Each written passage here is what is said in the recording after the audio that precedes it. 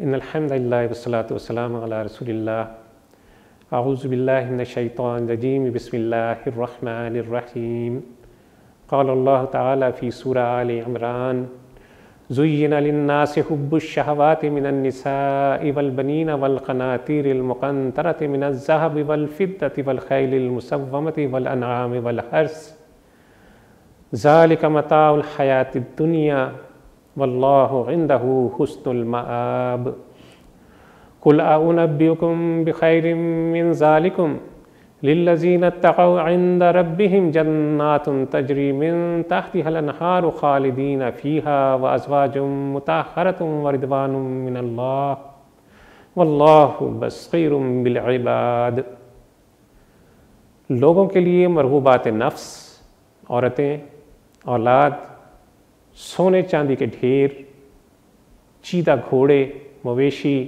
اور زرعی زمینیں بڑی خوشائند بنا دی گئی ہیں، مگر یہ سب اس دنیا کی چند روزہ زندگی کے سامان ہیں۔ حقیقت میں جو بہترین ٹھکانہ ہے وہ تو اللہ کے پاس ہے۔ کہو میں تمہیں بتاؤں کہ ان سے زیادہ اچھی چیز کیا ہے؟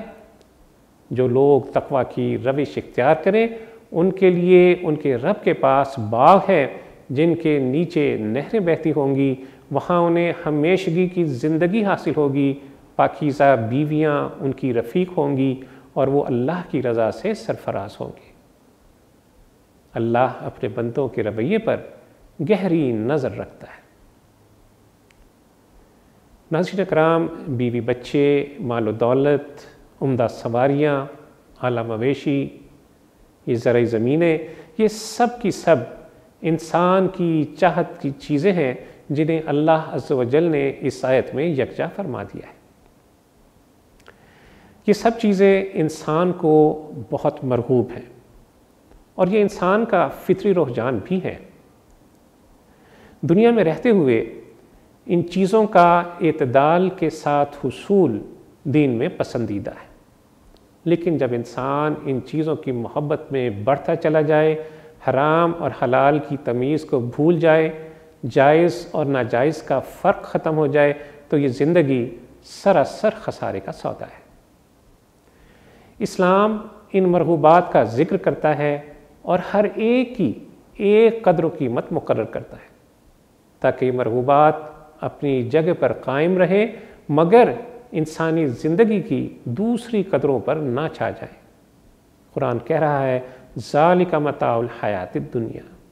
کہ یہ سب چند روزہ زندگی کے عارضی سامان ہیں،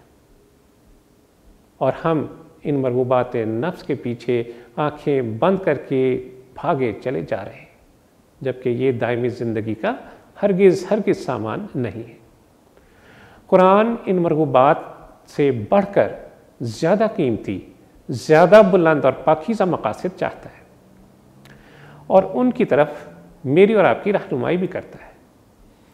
قل اعنبئکم بخیر من ذالکم، کیا میں تمہیں نہ بتاؤں کہ وہ زیادہ اچھی چیزیں کیا ہیں؟